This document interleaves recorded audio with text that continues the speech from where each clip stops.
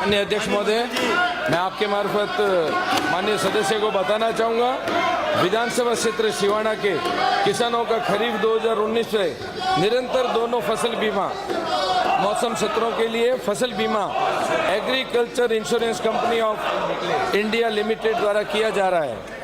माननीय अध्यक्ष महोदय, मैं सदस्य को बताना चाहूँगा, जिन्हीं फसल बीमा योजना अंतर्गत दर्ज की गई उपज क्षति के आधार पर सिवाना विधानसभा क्षेत्र में खरीफ 2019 से खरीफ 2023 के लिए 2.14 लाख फसल बीमा पॉलिसी धारक पात्र किसानों को 87.97 करोड़ रुपए के बीमा क्लेम का भुगतान बीमा कंपनियों द्वारा किया जा गया है।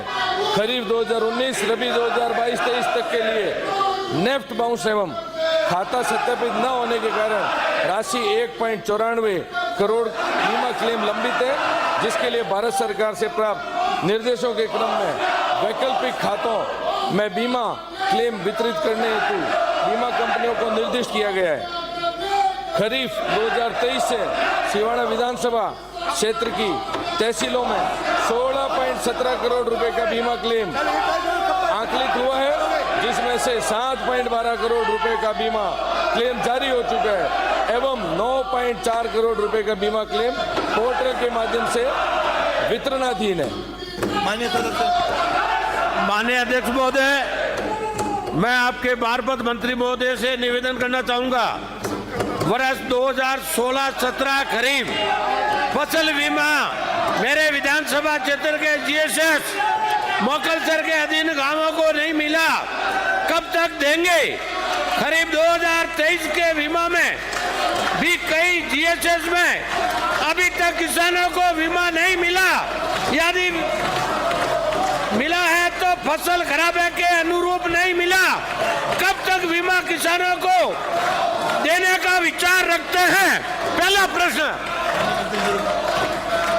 माननीय अध्यक्ष महोदय, मैं सदस्य को बताना चाहूँगा, खरीफ 2016 का प्रधानमंत्री फसल बीमा योजना का व्यवसाय United India insurance company limited द्वारा किया गया था। मोकलसर क्षेत्र में बीमा क्लेम का विवरण शीघ्र उपलब्ध करा दिया जाएगा।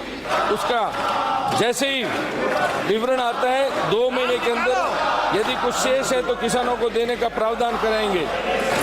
खरीफ 2023 के बीमा क्लेम योजना प्रावधानों के अंतर्गत दर्ज की गई उपज क्षति के आधार पर पोर्टल व माध्यम से वितरणाधीन है। अति शीघ्र बीमा क्लेम जारी करा दिए जाएंगे।